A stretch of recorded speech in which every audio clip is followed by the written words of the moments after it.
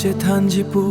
Bonta ave nang nedung Mekri jangprup ningke oine Bonta nang nephan nelang letle Rani kecheng pen ke Nangkai pangcheng pon pobon Jo-rani koson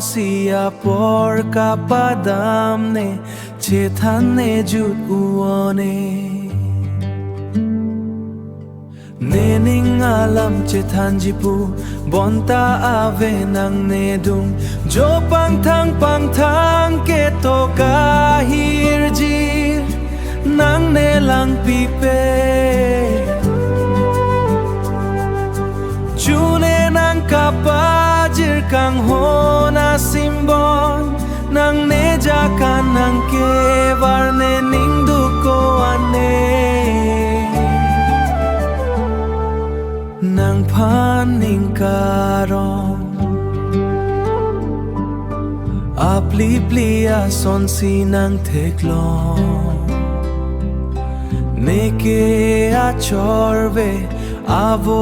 a-son si nang mandet lunon Nening Alam Chethanji pu Bonta nang nedung ave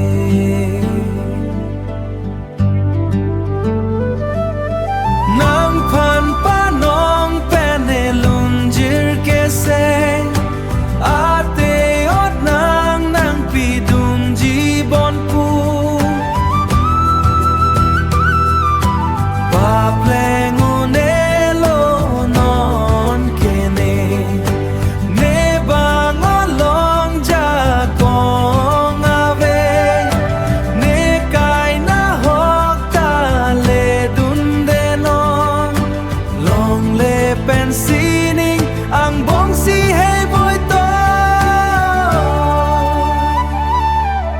Nening Alam Chethanji pu Bonta nang nedung ave